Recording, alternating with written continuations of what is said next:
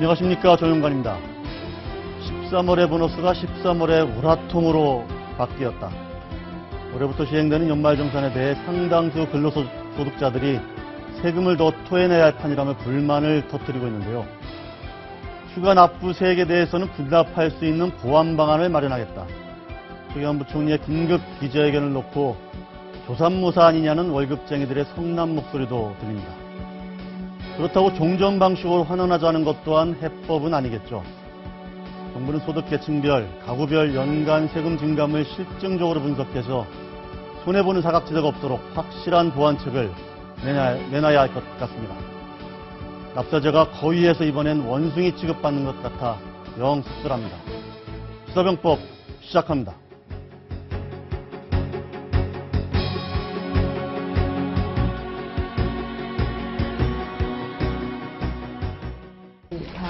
예. 여러 가지 혼란이 있어서 근데 설명을 드렸고요. 그래서 많이 걷고 많이 돌려주는 방식에서 적게 걷고 적게 돌려주는 방식으로 변경된 것으로서 거의 13월의 월급이 줄어들 수밖에 없다는 점을 아주 일부 근로자의 경우에는 재부담이 증가하는 경우도 있을 수는 있겠습니다만은 추가 납부세액이 발생하는 경우에는 분납할 수 있도록 이해가 잘 되시는 게 중요하죠.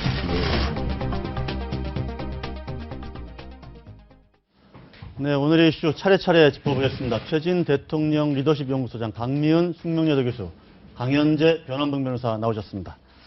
안녕하십니까? 예, 안녕하십니까?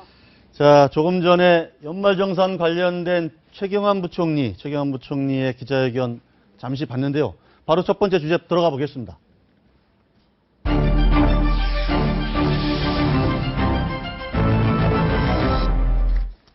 자, 연말정산 지금 난리도 아닌데요.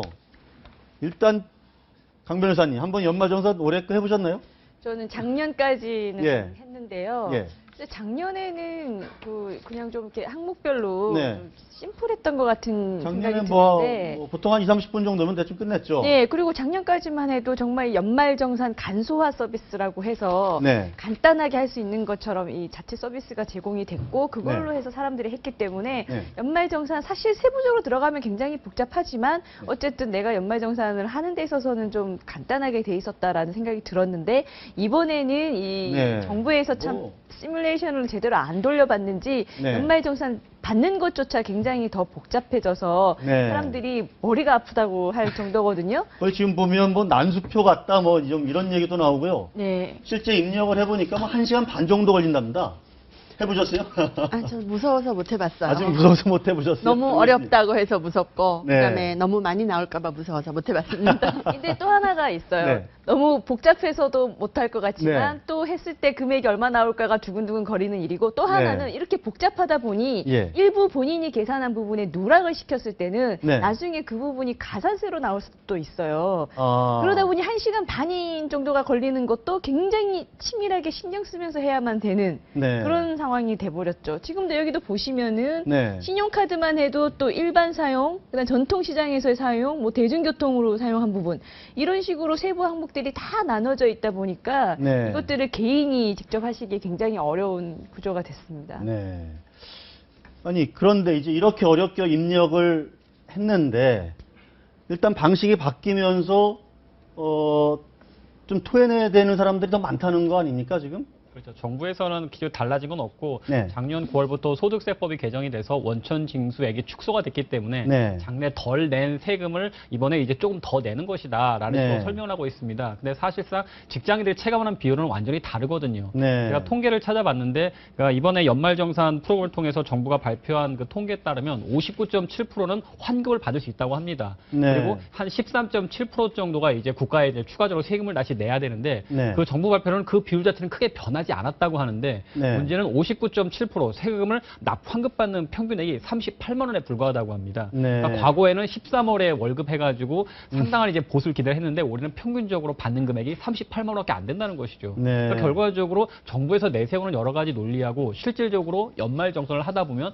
이제 뭐 소득공제가 세액공제로 바뀌고 여러 가지 비과세 공제 항목이 축소가 되면서 일반 그 봉급생활자들이 느끼는 항목은 상당히 줄었는데 정부에서는 단순히 숫자만 가지고 뭐 예전하고 그렇게 달라진 것이 없다라는 얘기를 하는데 이건 그 월급 생활자들의 그 분노를 제대로 이해하지 못하는 것 같습니다. 근데 오늘 그 최경환 부총리 네. 기자회견 내용만 봐도요, 앞뒤 말이 안 되는 거를 본인 스스로 하고 계세요. 뭐라고 한다면, 덜 내고 덜 돌려주는 것이다라고 했거든요. 그러니까 덜 그러니까요. 돌려주는 부분만 생각하면은 억울하실 수 있는데 애초에 덜을 덜 내는 것이다. 냈다는 거죠. 예, 어. 라는 그런 설명을 하는데 뒷부분에 가면 또 한편 이렇게 이제 그 소득 연말정산 방식을 바꾼 걸로 해서 네. 9,800억 원의 세수가 확보된다라는 말을 해요. 네. 그래서 이걸로 저소득층에게 다시 또 돌려준다, 복지를 해준다 이 말을 하고 있거든요. 그러면 네. 이렇게 이제 연말정산 바꾼 걸로 인해서 확보되는 9,800억 원, 1조 가량인데 이 1조는 누구 주머니에서 나온 거냐는 거죠. 덜 내고 덜 받아서 똑같다는 똑같은 소리인데 건데. 9,800억이 하늘에서 뚝 떨어지나요? 이런 방식이 있다면은 정말 정부가 9,800억 원이 아니라 더 90조를 만들 수도 있는 거죠. 그렇게 할 수 있는 능력이 되면 좀 하셨으면. 그래서 야당에서는 지금 이게 무슨 천만 백성의 눈물이다, 뭐 이렇게 총공세를 펴면서 결국은 부자 감세 때문에 이렇게 된 거다 이렇게 주장을 하잖아요. 야당이 논리가 이제 맞는 건지도 좀 짚어볼 필요가 있을 것 같아요. 야당이 이제 호재죠. 이게 민성 경제 어떻게 보면 말초신경을 네. 아프게 바늘처럼 건드린 거거든요. 네. 근데 이게 국민들이 심하게 이렇게 반발한 이유가 사실 이미 누적됐습니다. 담배값 인상 문제부터 지금 네. 그렇지 않아도 부불 끓던 차에 불 붙여버린 거죠. 오늘 네. 이제 최경환 부총리의 그 기자회견 핵심이 고소득층에 로부터 걷어서 이제 저소득층을 주겠다는 거 아닙니까? 근데 저소득층이 전혀 고마워하지 않고요. 오히려 화가 나는 거죠. 근데 사실 실제로 셀러리맨 중에는 한 뭐 15% 정도가 돈을 더 낸다 하더라고요. 10명 중에 한두 명에 불과한데도 네. 훨씬 체감도는 더 높게 내는 거죠. 네. 다 내는 것 같은, 다 손해봐는. 교수님도 벌써 계산도 하기도 전에 많이 내는 것 무서워서 같은 못합니다. 비용 같은 걸 무서워서 갖고 있는 거죠. 못합니다. 그리고 또 하나 중요한 거는 고소득층을 걷겠다고 그랬는데 고소득층조차도 자기는 고소득층이라고 전혀 생각하지 않는다는 거죠. 소득 연봉이 네. 한 5,500 정도인가요? 네. 그 사람은 전혀 본인들이 고소득층이라고 생각하지 않기 때문에 네. 고소득층도 화가 나고 중상층도 화가 나고 서민도 화나고 모조리 다 화나게 만든 게 바로 이런 세금 하도입니다. 박근혜 정부가 들어설 때 했던 공약이 네. 증세 없는 복지였죠. 네. 근데 그걸 사람들이 조금 바꿔서 이렇게 얘기해요. 증세, 쉼표, 없는 복지.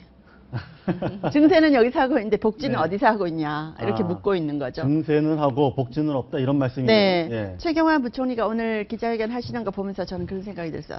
아마 이제 불을 조금 끄시려고 나오신 것 같은데 네. 불을 전혀 끄시지를 못했습니다. 네. 왜냐하면 하시는 말씀이 국민의 체감 온도랑 너무 다른 말씀을 하셨어요. 네. 뭐 예를 들어서 소득 재분배 때문에 이걸 한다. 네. 또 평균 세부담은 줄어든다. 네. 줄어든다고 느낀 사람이 누가 있나요? 네. 없습니다. 그리고 적게 걷고 적게 돌려준다라고 했는데 내려간 거는 기름값 몇백 원밖에 안 내려갔지 우리 사회에 내려간 게 뭐가 있나요? 세금은 올라갔죠. 네. 그렇지만 증세라는 말을 쓰고 있지 않습니다.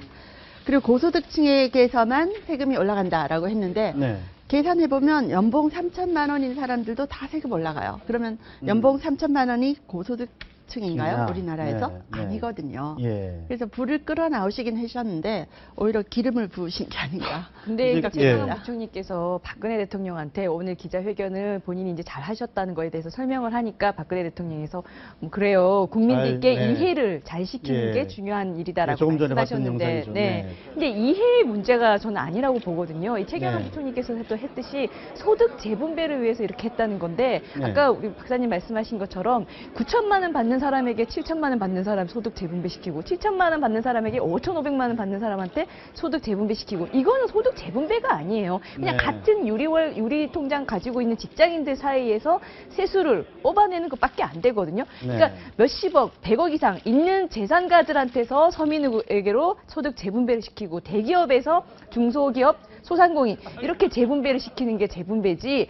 어차피 똑같이 유리 월급 가지고 뭐 5천만 원 받냐 6천 받냐 7천 받냐 이거 하고 있는 사람들 사이에서 왜 주머니에서 그 세수를 뽑냐는 네. 거죠. 그래서 네 지금 예. 과거에 왜 조원동 당시 경제쪽 네. 2013년에 뭐 마치 거위에서 고통 없이 털을 뽑는 방식이다. 그렇게 얘기를 해서 논란을 빚었잖아요. 그런데 이번 같은 경우 그렇다고 해서 지금 다시 이런 방식이 아니고 종전 방식으로 환원을 그렇게 하고 싶으면 그렇게 할 수도 있다. 이런 얘기를 기재부 세제실장이 했거든요. 그걸 어떻게 봐야 됩니까? 그러니까 뭐 저는 완전히 정부가 제대로 된 그 시뮬레이션도 해보지 않고 국민 저항을 생각하지도 않고 애초에 그냥 스무스하게 넘어갈 수 있게끔 살짝 거짓말처럼 네. 땜질처럼 하려고 했다가 이게 이제 들통이 나가지고 일이 커지니까 다시 되돌린다는 아주 가장 쉽고 가장 무책임한 방법을 내놓은 거죠. 할 말이 그거밖에 없다는 거죠. 한마디로 얘기해서. 네. 지금은 모든 사람이 다 화가 난 거죠. 네. 여야를 지지하는 누구를 지지하느냐를 막론하고 네. 내 주머니에서 이렇게 많은 돈이 나가리라고는 상상을 못했던 너무나 많은 사람들이 네. 화를 내고 있는 상황인데 아까 말씀하신 것처럼 이제 조원동 수석이 그런 얘기 했잖아요. 네. 거위에서 털을 고통 없이 뽑겠다라고 했는데 네. 지금 이렇게 털을 뽑으시면 거위가 거의 죽을 맛입니다. 죽을 아. 맛입니다. 그런데 정부에서 해명을 하는 걸 보면 저는 참 이상하다 이런 생각이 드는 것이 오늘도 이제 대통령께서 청와대에서 얘기를 하시면서 국민이 이해를 해줘야 된다라고 이렇게 말씀을 하시는데 이게 국민이 이해를 못해서 그런 게 아니고 너무나 네. 고통이 다가오기 때문에 그렇거든요. 네. 그래서 정치인들이 국민들에게 차라리 고통을 이해합니다라고 얘기를 하면 그게 오히려 이해가 되는데 네. 국민들이 이해를 잘 못해서 그렇다는 식으로 나오면 굉장히 곤란하거든요. 작년 10월에 정홍원 총리가 비슷한 얘기를 했습니다. 단통법, 휴대폰 거기에 대해서 단통법 시행됐을 때 반발이 굉장히 컸죠. 그럼 전 국민을 호갱님으로 만드는 거냐 이렇게 네. 반발이 크니까 정홍원 총리가 나와서 뭐라고 얘기를 했는가 하면 단통법에 대해서 홍보가 부족해서 그렇다. 네. 이해가 부족해서 그렇다. 이렇게 네. 얘기를 하셨다가 또 역풍을 맞으셨거든요. 네. 그래서 이것이 홍보의 문제나 이해의 문제가 아니고 차라리 그 정권을 잡고 계신 분들이 이렇게 고통이 있는 것을 저희가 참 압니다. 하지만 이러이런 점에서 고통 분담을 해달라고 그렇게 접근을 그렇게 좀 하시면 오히려 더 설득하고 나을 호소하는 게 거예요. 네. 거위 얘기 너무 자주 하시면 그 영어로 아시다시피 이제 레임덕인데 그 거위가 그러지 않습니까? 예. 근데 저는 참 안타까운 게 방금 변호사님 말씀대로 지금 적당히 넘어가려다가 좀 사단이 터져버렸다. 그런데 꼭 정치하고 비슷하지 않습니까? 지금 네. 어떻게 보면 최경환 장관이 박근혜 정부의 경제적인 간판 스타입니다. 경제적인 네. 과장이고 네. 그런데 저렇게 상당히 애를 먹고 있고 정치적으로도 어떻게 보면 이제 서청문이 정치적인 좌장인데 여러 가지 애를 먹고 그래서 참 정치적으로 가뜩이나 어려운 상황에서 네. 경제적으로 이렇게 어려워서 알겠습니다. 안타깝다는 생각이 듭니다. 저는 야당도 지금 여당을 신나게 비판할 때가 아니라고 보거든요. 저렇게 야당도 사실 뭐할 말은 없죠. 네, 예. 여당 비판 일세로 가면은 오히려 역풍 맞아요. 본인들은 네. 뭐 했냐 얘기 바로 나오거든요. 정부에서 내놓은 안에 대해서 꼼꼼하게 전문위원 다 동원해가지고 검토한 다음에 통과시키라고 있는 게 국회고 네. 그 역할을 하는 게 또 야당인데 그거 안 할 때는 언제고 이제 와서 뭐 정부가 천만 백성의 눈물을 흘리게 한다 이런 말을 하다가는 네. 또 역풍 맞으니 오히려 비판보다는 더 최상의 대안을 좀 내놓는 쪽으로 가는 게 맞을 것 같습니다. 네, 야당이 알겠습니다. 동의해 줬으니까 이거 된 거 그렇죠. 아닙니까? 야당이 동의를 했었던 거죠. 근데 이제 근데 와서- 이제 와서는 자기들이 이제 이제 와서- 저지하지 못한 네. 책임이 있다. 이렇게 지금 이제 와서 말을 좀 내보낸다고 살짝, 하면 곤란하죠. 알겠습니다. 자, 연말정산 얘기는 이 정도에서 정리하고요. 두 번째 주제로 넘어가 보겠습니다.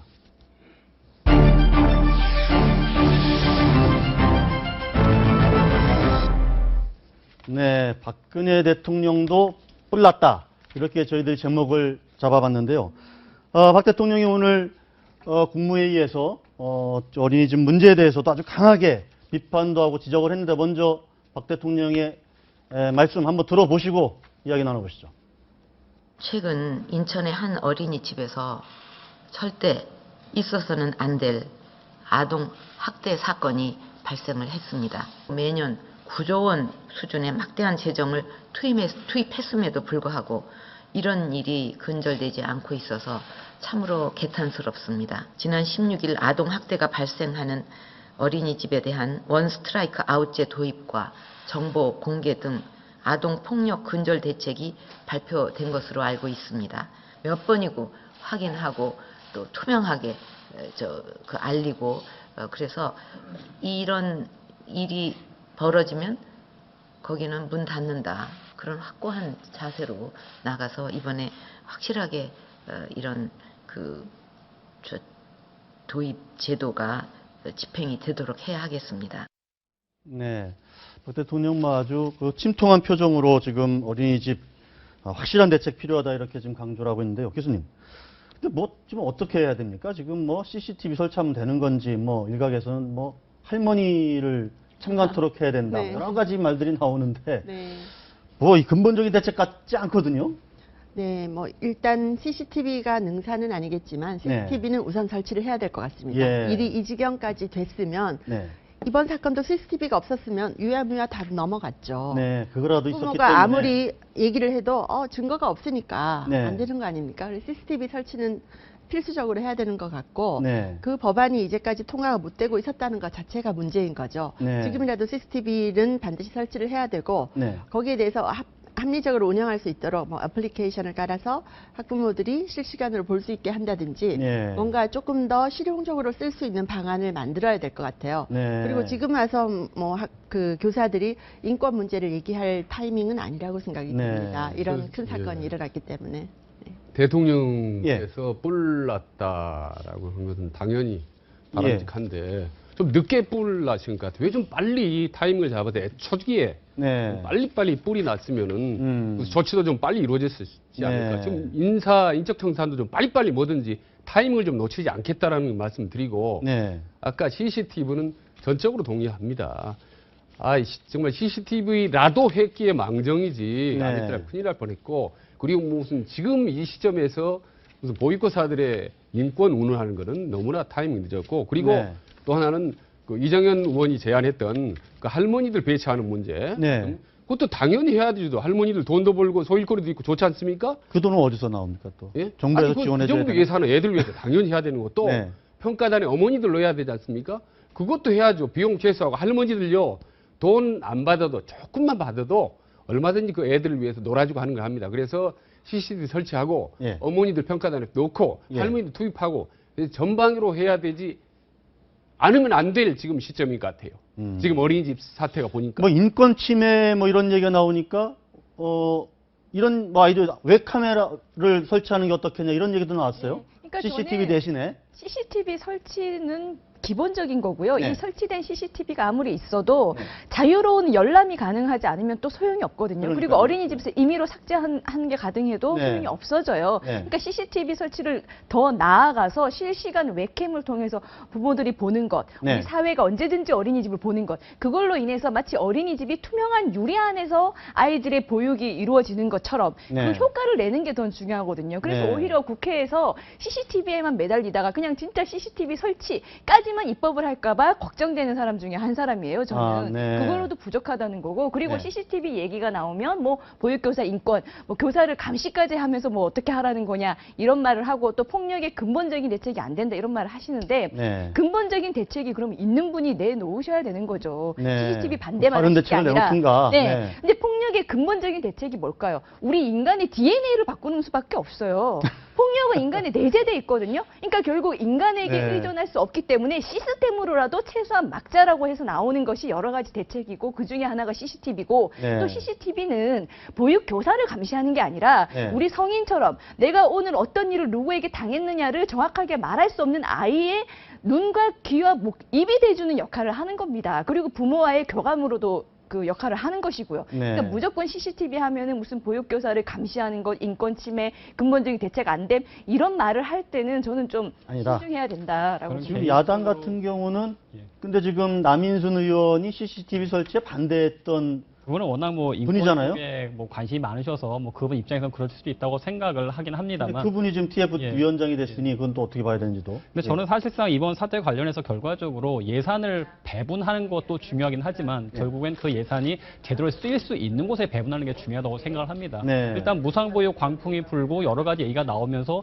일단 한 아이당 25에서 30만 원을 지급한다고 하고 또 어린이집 같은 경우에 국가에서 인증을 받게 되면 교사 인건비의 80%까지가 국가에서 지급됩니다. 네. 그러니까 일단 어린이집 어린이집을 한번 개원하려고 하는 사람들은 교사 인건비도 상당 부분 국가에서 지원을 받을 수 있고 아까 대통령 9조 원이라고 얘기했거든요. 그렇죠. 구조를 투입하고도 사실 이렇게 그 예산은 예. 대부분 교사 인건비 지원이나 그다음 한 아이당 25만 원, 30만 원 정도의 비용으로 거의 다 지출이 되고 있거든요. 네. 사실 그 예산을 배정하기 전에 보육교사에 있어서 뭐 초중고 교사들이나 유치원 교사들처럼 어느 정도 대학 교육을 받고 아이들에 대해서 사명 있는 삶 할 수 있도록 사회적인 제도가 갖춰진 다음에 어느 정도 완비가 되면 예산이 배분이 돼야 되는 것이지 네. 일단 예산만 갖다 놓고 보니까 돈이 나두기 시작하니까 사람들 입장에서는 일단 이거 뭔가 만들어 놓으면 돈이 들어오는구나 그렇죠. 생각을 할 수밖에 그러니까 없게 어린이집을 되겠죠. 이제 마구 설립하고. 그러니까 일단 네. 교사는 또 필요하니까 당장 어쩔 수 없는 상황에서 기저귀만 갈 줄 알면 되는 거 아니냐. 뭐 네. 6개월짜리 아니면 온라인 교육을 통해서 보육교사 자격증이 남발이 되고 결국 그런 게 문제가 아니겠습니까? 일단 당장 필요하더라도 예산을 배분하는 것이 아니라 배분하기 이전에 예산을 배분하고 그것이 제대로 집행될 수 있을 만큼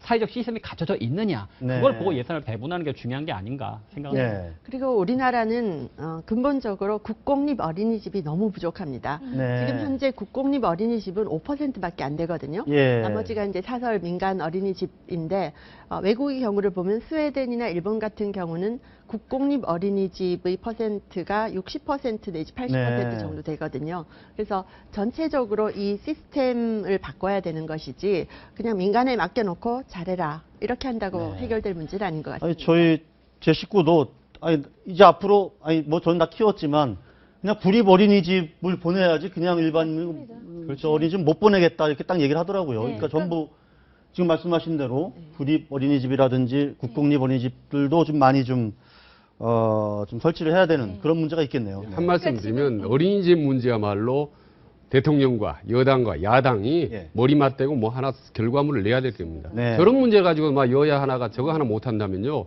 정말 아주 국민들한테 호되게 야단 맞을 겁니다. 어제 제 프로에서 이영작 박사가 그런 제안을 했습니다. 어린이집 특보, 예. 보육 특보를 좀 만들어서 이 문제를 해결해 놓고 그러고 이제 문제가 이제 저 시스템이 갖춰지면 그때 물러나는 한시적 특보를 만드는 게 어떻겠냐 이런 제안도 하셨습니다. 자, 세 번째 주제로 넘어가 보겠습니다.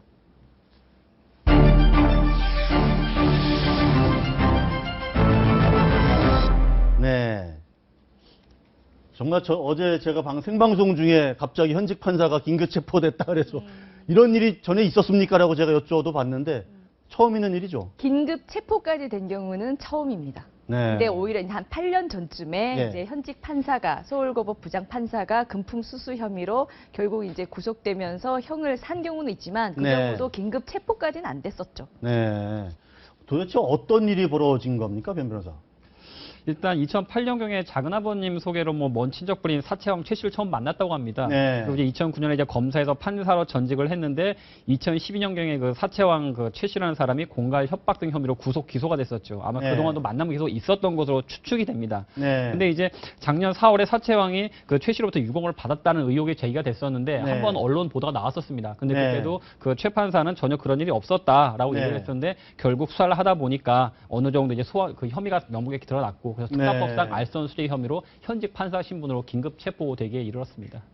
최 판사는 그러니까 원래 판사로 임명된 분이 아니고 네. 검사를 검사를 하시다가 이제 네. 판사로 임명된 판사 분이요? 임용에 지원을 하셔가지고 대신 케이스죠. 아, 근데 저 사건 근데 아까 그 액수를 이제 지금 나온 기사를 네. 보니까 그 사채왕에게 처음에는 3억을 빌렸대요. 그러다가 원금을 돌려줬답니다. 3억을 그리고 먼저 빌리고 3억을 돌려주고 그대로 원금을 돌려주고 그다음에 다시 2억 6천을 6천을 또 빌렸다고 빌리고. 해요. 네. 그래서 영장에는 이자 400만 원을 포함해서 총 빌린 금액이 2억 6,400만 400. 원을 수수한 것으로. 네. 근데 이 사건이요, 사실 이 판사가 현직 판사로 있으면서 당시 이 작은 아버지 통해서 이 사채업자 최 씨를 알게 됐다라고 하는데 네. 이 당시에만 해도 이 사채업자가 이미 세간에는 도박에 자금을 대는 거대 쩐주, 소위 쩐주라고 알려져 있기도 하고 국내 최대 사채업자, 명동 사채왕 이렇게 이미 이름을 날릴 때였어요. 네. 이 현직 판사가 그 내용을 모를 리가 없고 또 이 사채왕 같은 경우에 2012년부터 마약 범죄, 온갖 네. 범죄에 업무에 연루가 돼서 수사를 받고 있었거든요. 네. 그러니 이런 사람으로부터 아무리 뭐 작은아버지의 소개를 통해서 알게 뭐 됐다 먼 하더라도 친척벌이다. 그렇죠. 뭐, 알게 예. 됐다 하더라도 본인 명의의 계좌도 아닌 또 네. 다른 친인척의 차명 계좌를 이용해서 돈을 받고 네. 하는 과정을 한 것 자체가 직무와의 연관성 당연히 있고 네. 부적절한 뇌물 수수가 되는 거죠. 근데 뇌물죄가 아니고 알선수재죄로 그러니까 적용을 하는 것 같아요. 예, 본인이 직접 이 그 사채업자 최 씨의 사건을 직접 하고 있는 검사나 판사는 아니었기 때문에 그걸 수사하고 있는 검사가 또 당시 본인 이 그 최 판사와 그 고등학교인가 네, 유치원인가 예. 그 연관성이 있어서 이래저래 알아봐 준 것. 네. 그래서 이제 알선. 그러니까 이번 사건은 뭐 터질 수밖에 없는 건데요. 네. 그 사채업자의 공식이 있답니다. 사채업자가 돈을 많이 벌려면 네. 반드시 권력을 과시해야 된다. 예. 내 주변에 아는 사람 많다라고. 근데 그중에 반드시 돼야 될 게 정치인하고 판검사 이름을 몇 명이나 되느냐에 따라서 사채업자가 파워가 있느냐 없느냐. 네. 예. 그런데 그 사채업자들은 그래서 끊임없이 정치인과 판검사들의 접촉을 하다가 네. 한 번 돈을 주고 받으면 그때는 코가 끼는 겁니다. 그렇죠. 판검사 꼼짝 못 하는 거죠. 예. 단돈 뭐 단돈 몇 푼이라도 몇 벌게 푼이라도, 되면 일단 네. 그걸로 커넥션이 확 형성이 되기 때문에 네. 요번에 터질 수밖에 없고, 그리고 이 판사가 또 터질 수밖에 없던 게 아까처럼 자기 작은아버지로부터 네. 상당히 가깝다는 사람을 또 먼 소개를 친척까지 얘기한 예. 사람을 최 씨를 또 소개받은 데다가 네. 때마침 정말 운이 좋게도 지금은 운이 나쁘지만은 또 검사가 또 대학교 동기다 사법시험 동기이기 때문에 네. 이 사채업자의 커넥션과 이 최 검사의 커넥션이 아주 사고가 터지기 딱 좋은 그런 좋은 여건을 만들어서 결국은 터져버린 거죠. 네. 사채왕, 저 사람이 최 판사뿐만 아니고 다른 검경 관계자들한테도 그렇죠. 돈을 줬다. 거기 지금 전 내연녀가 그렇게 증언을 했다는 거 아닙니까? 네, 여기서 반드시 등장하는 사람이 또 여자 네. 문제가 있는데. 그러니까요. 네. 예, 전 내연녀. 예, 네. 사채왕이라는 표현에서 벌써 쩐의 전쟁이 느껴지지 않습니까? 네. 근데 정치인이나 판검사나 업자로부터 돈을 받는 순간 그 정치인 판검사는 하청업자가 되는 겁니다. 네. 들어주지 않으면 안 되는 거죠. 네. 그래서 여기도 보면 그 최 판사가 다른 검사들에게 그 사건에 대해서 부탁했다는 정황들이 나오고 있는 네. 거잖아요. 네. 제가 예전에 이제 검찰에서 자문위원을 한 적이 있는데 네. 그때 유명한 소설가 분이신데 실명은 얘기 안 하겠습니다. 그분이 법조계를 전체를 신랄하게 비판을 하면서 이런 네. 말씀 하시더라고요. 법조계가 어디 짜장면 짬뽕 만들어서 파는 요식업체입니까?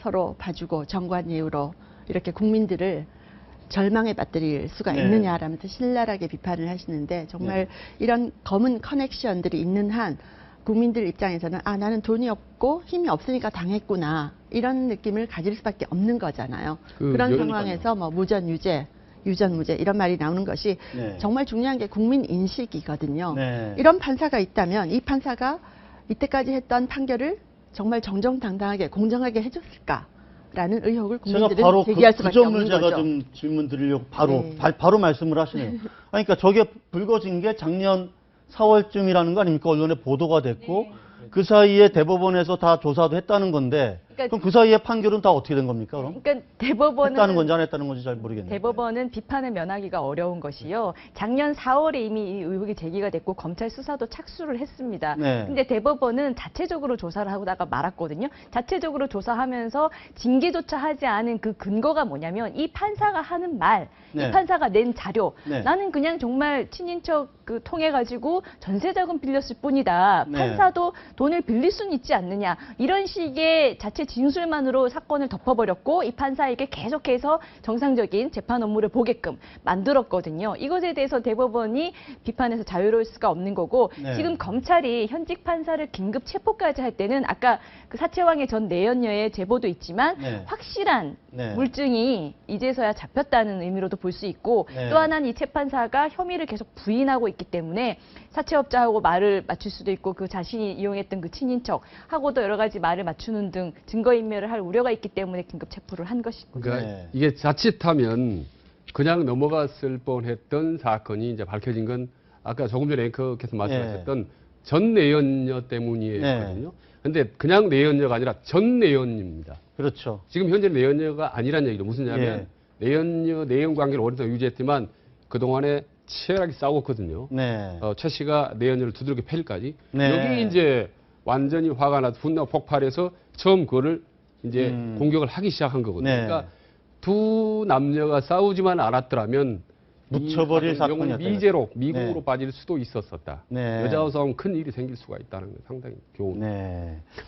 알겠습니다. 자, 별일이 다 벌어지고 있습니다. 자, 다음 주제로 넘어가 보겠습니다.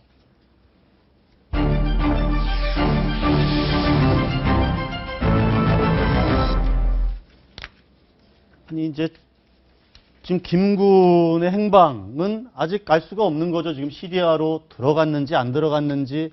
그런데 지금, 호텔에서 나와서 승합차를 타고 그 국경 검문소 근처까지 갔다는 것까지 나왔다는 거죠, 지금? 예, 그런 CCTV 영상. 그러고 나서 어디로 갔는지는 좀 알려지지가 않는 거고. 그렇다고 하는 이제 개인적으로 저는 좀 아쉬운 점이 우리나라 사법당국이라든가 외교부가 일단 감추고 싶은 사실이라고 할지라도 일단은 좀 명확하게 공개를 하고 네. 그 점에서 시작하는 게 좋지 않을까 싶습니다. 처음 네.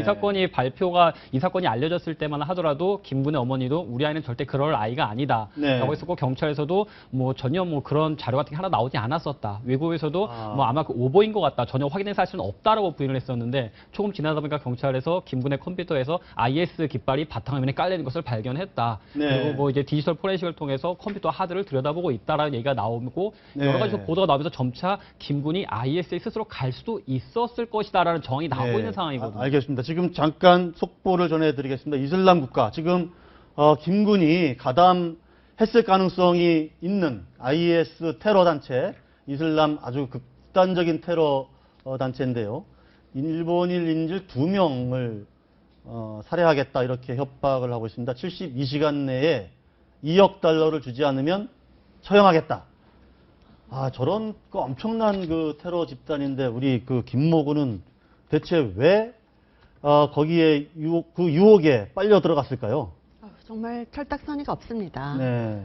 이 김모군을 보면 초등학교 졸업하고 6년 동안 집에 있었더라고요. 네. 말이 홈스쿨링이지 아마 혼자 인터넷 많이 하고 게임 많이 하지 않았나 싶은데 네. 뭐 이런 걸 하다가 이제 SNS를 통해서 IS가 달콤한 유혹을 했겠죠. 네. 그리고 외로운 이 아이에게 접근을 하면서 어떤 형제를 강조하고 이런 식으로 해서 넘어간 네. 것 같은데 참 그렇다고 해도 의문이 너무 많습니다. 부모님들께서 왜 이 아이를 터키로 이렇게 보내줬는지 네. 그것도 궁금하고 같이 갔던 홍모 씨라는 사람의 행적도 좀 이상한 것 같고 너무 이상한 점 투성이인데 네. 모든 정황을 본다면 아마 시리아로 넘어가서 IS에 가담한 것은 좀 사실이 아닐까 싶은 생각이 드네요. 네. 보면은 조금 전에 화면에도 나왔지만 저 김군이 외로운 늑대라는 사실을 상당히 좀 주목하고 네. 있습니다. 그래서 혼자 부모하고도 잘 얘기하지 않고 외롭게 외톨이로 지내다가 네. 인터넷으로만 접근하다가 네. 저 IS들이 요즘 최근 들에 집요하게 보이스피싱이라든지 혹은 여러 가지 다단계 형식으로 해서 이 세계 외로운 젊은이들 유혹하고 지금 꼬인다는 거 그러니까요. 아니겠습니까? 네. 아마 그 꼬임에 넘어갔을 가능성이 상당히 높은데 네. 참 근데 그 시리아 접근 지역에는 외로운 늑대가 한 마리가 아니라 여러 마리들이 있다는 거 아니겠습니까? 네. 해외에서 자기 애들이 잃어버린 네. 혹은 IS로 넘어갔다는 소문이 있는 부모들이 와서 그 김군이 사라진 그 지역에서 네. 서성거리면서 찾고 다니는 이런 부모들이 많다는 거 아니겠습니까? 네. 그래서 이번은 우선 외교 문제고 IS 문제이기도 하지만 네. 우리가 이번 기회에 다시 한번 그 국내에 있는 외로운 늑대들 혹은 네. 외로운 토끼들일 수 있는 네. 우리 청소년들에 대해서 다시 한번 깊은 관심을 갖는 그런 또 계기로. 계기로 한번 삼아. 그러니까요. 지금 김군만 있는 건지 예. 저렇게 지금 SNS를 통해서 계속 그 자기들의 또 조직을 선전하고 또 유혹하고 하기 때문에 예. 지금 말씀하신 대로 집에서 혼자 하루 종일 처박혀 있는 청소년들이 거기에 혹할 수 있거든요. 그리고 자기 미래가 보이지 않고 예. 뭐 공부도 제대로 안 되고 네. 예. 그러면 저런 거에 빠질 수가 있잖아요. 그러니까 우리나라에도 결국 이런 일이 터질 네. 거라는 것이 어느 정도 예상이 됐었죠. 이미 중국인과 일본인도 각 100명씩 IS 가담한 사례가 있고 그렇다면 비슷한 우리나라에서 IS에 가담할 청년이 없을 거라고 생각했던 게 어떻게 보면 더 어이가 없는 겁니다. 그러니까 그렇죠. 이제 게다가 이제 IS 같은 경우에는 특히 10대들에게 잘 먹힐 수 있는 홍보 영상을 만들어서 네. 마치 IS에 가입하면은 멋진 액션 배우처럼 훈련을 받고 네. 뭐 그 부정의를 응징하고 네. 그리고 또 돈도 주고 네. 그리고 여성도 만날 수 있고 네. 이런 식으로 그냥 혹할 수밖에 없는 그 홍보로 특히 SNS를 통해서 무차별적으로 해왔거든요. 근데 네. 아시다시피 우리나라 10대들이 SNS에 굉장히 많이 노출돼 있잖아요. 네. SNS 하루에 몇 시간씩 한다고요.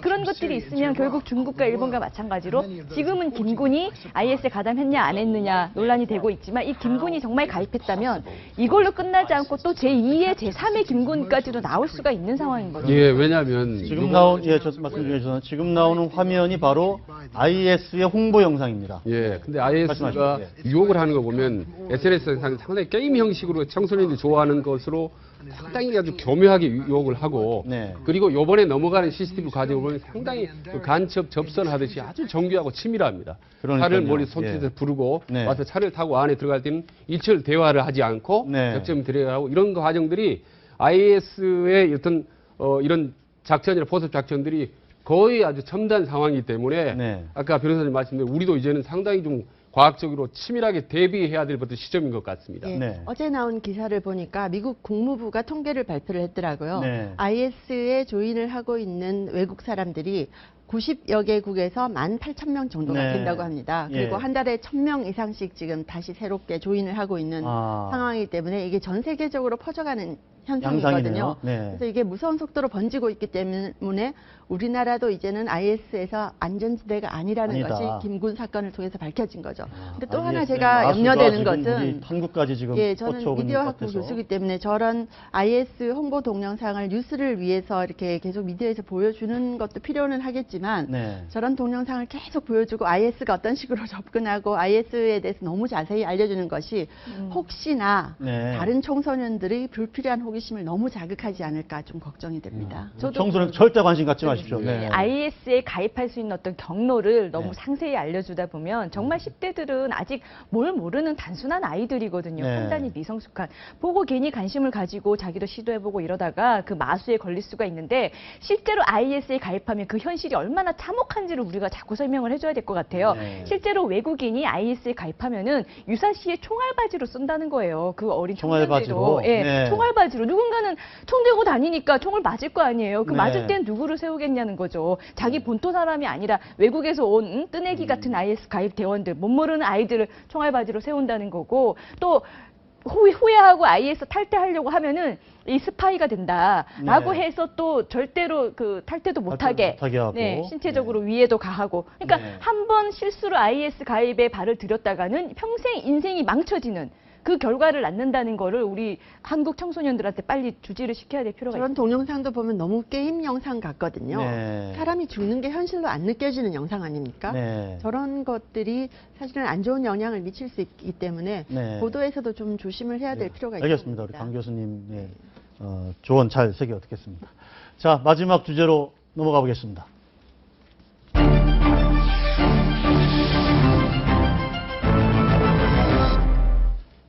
네, 최 교수님. 네. 지금 박 대통령께서 오늘 예. 국무회의를 하기에 앞서서 예. 처음으로 10분 티타임을 가졌다고 합니다. 예. 여러 가지 소통 행보로 볼 수 있겠죠? 저는 오늘 사실 10분 티타임 처음 가더니 처음 알았습니다. 당연히 국무회의 전에는 10분, 20분씩 티타임을 해야 되는 건데 네. 이게 처음이라는 사실이 신문에 보도가 될 정도로 그동안에 역설적으로 너무 소통이 안 됐다는 부분에 대해서 새로 깜짝 놀랐어요. 아, 그렇군요. 그러나 만시지탄이지만 네.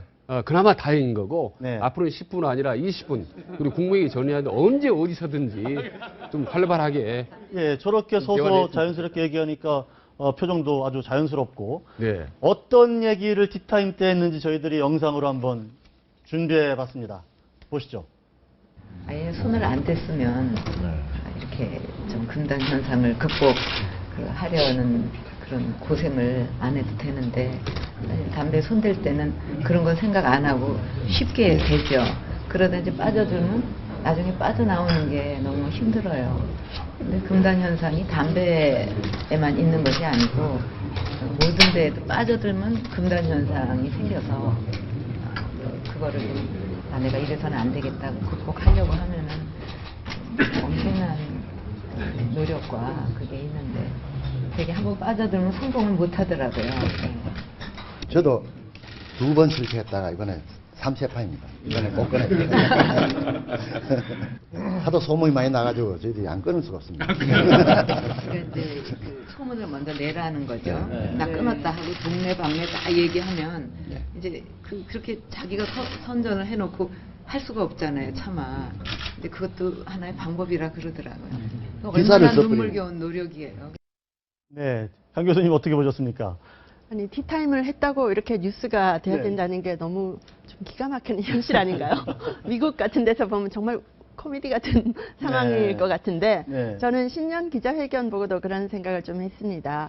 대통령께서 장관들 이렇게 돌아보시면서 대면 보고가 필요하세요? 이렇게 네, 했더니 네. 다들 하하하 웃으셨잖아요. 근데 거기서 저는 무섭다. 뭔가 이렇게 자리를 지키기 위한 처절한 아부 뭐 이런 생각까지 들었는데 제가 너무 심하게 생각한 이게 주관적 것이기를 느낌이었다, 그런 말씀이죠. 뭐 바랍니다. 정말로. 네. 그리고 청와대 출입 기자들을 향해서도 청와대 출입하시면서 잘 모르고 오신 것 같아요. 뭐 이렇게 말씀하시는 것이 참 어떻게 봐야 될지 좀 예. 걱정이 되고 어떤 그런 사소한 장면이지만 그런 것들이 국민들로 하여금 대통령과 우리 결의가 너무 멀구나라고 느끼게 하는 중요한 단초가 될 수 네. 있습니다. 저는 방금 저 티타임 영상을 보면서 좀 네. 아쉬운 것이 오히려 지금 티타임 때 대통령께서 하시는 말씀이나 말씀하시는 태도나 예. 이런 것이 훨씬 기자회견 자연스럽죠. 때 네. 기자회견 때 그 기자들한테 답하실 때보다 훨씬 더 잘하시고 내용도 더 알차고 금연에 네. 대한 얘기. 지금 우리 국민 중에 흡연자들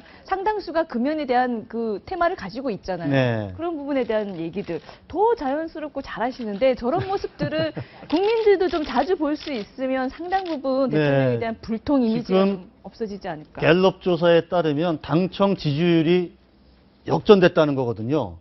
대통령 지지율이 항상 정당 새누리당 지지율보다 높았는데 이게 역전이 돼서 대통령 지지율은 35%로 좀 떨어졌고 오히려 새누리당 지지율이 43%인가요? 예, 저렇게 좀 역전이 됐거든요. 이런 정도로 지금 뭐랄까 대통령의 지난 어떤 신년 기자회견 이후 예. 여론이 이렇게 썩 좋진 않거든요. 예. 뭐 그런 와중에 이제 대통령께서 아이디어를 내서 이런 티타임도 갖고 하는 것 같은데, 예. 네, 뭐 썩 좋지는 않다라고 상당히 완곡한 표정이 있는데 네. 아주 안 좋죠. 네, 지금 그동안은 야당 언론들이 비판했지만 최근에는 친박계 핵심들이 공개적으로 얘기하지 않습니까? 네, 소통 부족하다. 과감하게 인적 쇄신하라고 얘기했는데 조금 전에 말씀하신 대로 두 분 말씀하셨지만 야당 의원들하고도 왜 서서 저렇게 스탠딩 토론을 못하느냐. 얼마나 멋있습니까? 네. 기자들하고도 언제든지 혹은 심지어 필요하면 일주일에 한 번이라도 춘추관에 내려가서 서서 이렇게 얘기하는 겁니다. 10분, 20분씩. 이게 소통이거든요. 대단한 특보를 만들고 무슨 거창한 장치를 만든다고 해서 되는 게 소통이 아니라 네. 저런 간단한 소통이 큰 엄청난 효과를 거둘 수 있다. 네. 저런 보기 좋은 모습을 앞으로도 자주. 좀 대통령께서 더 자주 좀 만들었으면 좋겠다. 말씀 드리고 싶습니다. 일단은 오늘 국무회의에서 청와대 개편도 일부 하고 그리고 개각도 소폭 개각이라도 빨리 해서 새 출발을 하겠다 이렇게 말씀을 하셨는데 청와대 개편 지금 말씀하셨지만 지금 특보단 구성하고 뭐 청와대 개편하고 뭐 이것만이 능사는 아니다. 그것도 필요하지만 그죠? 예. 강 교수님 어떻게 보세요? 지금 청와대 개편 방향이랄까요? 예, 오늘 국무회의에서 소폭 개각하겠다 말씀하셨는데 그 워딩을 기사에서 자세히 읽어보면 네. 지금 공석이 되어 있는 해수부 장관처럼 꼭 필요한 자리에 개각을 하겠다. 네. 아마 큰 개각은 없을 것 같습니다. 당분간은. 네, 그리고 특보단 안 되시겠다고 말씀하셨는데 중요한 것은 특보단이 아니고 대통령께서 있는 수석, 있는 장관들과 자주 소통하시면서 대면으로 만나서 얘기하시는 거라고 저는 생각이 들어요. 네. 잘못하면 특보단이 옥상 오기 돼서 네. 사람만 많아지지 이전처럼 똑같은 방식으로 소통하신다면 사람 많아봤자 소통 안 되는 거거든요. 소통 예를 들- 방식이 중요한 것이지 네. 사람 몇 명 더 드린다는 거 별로 중요하지 않은 것 같습니다. 네. 예를 들면 서청원 의원이 특보단장으로 거론이 많이 되는데 네. 서청원 의원 같은 중진 의원이 특보단장이라는 직함이 없어서 소통을 못하나요? 그렇지 않습니까? 하려면 다른 사람을 해야 되는 거죠. 괜히 한 사람에게 2개, 3개 직함을 줄 필요가 뭐가 있습니까? 그리고 네. 이미 저는 청와대 진절머리 날 정도 많이 오랫동안 연구했고 책을 썼지만 네. 특보 만들고 정책시장대로 만들고 이기고 저기고 만든다고 청와대는 절대 되지 않습니다. 청와대 영구 불변한 3대 트로이카 네. 정무수석, 민정수석, 홍보수석 네. 3대 트로이카입니다. 네. 요 부분만 이 수석실만 제대로 작동하면요. 비서실장이 좀 부족하더라도 네. 잘 돌아갑니다. 청와대는. 그래서 요번에 차제 이 정무와 민정과 홍보수석실만 사람이 좀 아니다 싶으면 과감하게 바꾸고 거기만 제대로 작동하게 하면 되고 그리고 본인이 아무리 아끼고 좋은 사람일지라도 국민들이 자꾸 아니다라고 생각한다면 네. 비서실장이든 3인방이든 뭐가 그렇게 아쉬워서 그걸 붙잡고 있는 겁니까? 아, 그 사람 없으면 대한민국 안 돌아갑니까? 청와대 안 돌아갑니까? 국민들이 다 원한다면 어떠한 결단이라도 과감하게 내려야 되고 그 다음에 그 좋은 결단도 때가 늦으면 안 됩니다. 이게 뭐 앞으로 한 달 후에 하면 그게 무슨 빨리 타이밍을 잡아서 과감하게 했으면 좋겠다. 김영한 네. 민정수석도 한 신문과 인터뷰한 내용에서 민정수석으로 있는 7개월 동안 대통령에게 독대를 한 번도 못했다는 거 아닙니까? 그러면 수석이 3명이 있으면 뭐 하겠습니까? 만나지를 못하고 보고서를 가지고 가면 소위 말하는 문고리 3인방이 여기 놓고 가세요라고 해서 자괴감을 네. 느꼈다라고 하는 그 점에 대해서는 청와대에서도 약간의 좀 반론이 좀 있었습니다. 네. 자, 청와대 개편 얘기까지 했는데요. 저희가 하나 빠뜨린 게 있는데 아까 지금 금연 얘기를 한참 대통령이랑 했잖아요. 가수 김장훈 씨. 김장훈 씨가 좀 100만 원 약식 기소가 됐어요. 변 변호사 좀 설명 좀 해주시죠. 김장훈 씨가 탄 비행기 내에서 갑자기 화재 경보음이 울렸답니다. 그래서 화장실에 무슨 일이 있나 해서 승무원들이 찾아가 봤는데 김장훈 네. 씨가 가서 담배를 피고 있었다고 하더라고요. 그래서 김장훈 씨한테 물어보니까 독일 공연이 취소가 돼서 극심한 스트레스를 받고 있었고 공황장애가 또 발작을 일으키면서 너무 힘들어서 담배를 폈다. 근데 이제 사안의 중요성에 있어서 검찰 시민위원회를 통해서 약식 기소로 마무리를 했다고 합니다. 네. 정말 비행기에 사고 많네요. 네. 예. 오늘 말씀 여기까지 듣겠습니다. 예. 잘 들었습니다. 감사합니다. 네. 정윤관 인사병법 오늘 순서 여기까지입니다. 시청해주신 여러분 고맙습니다.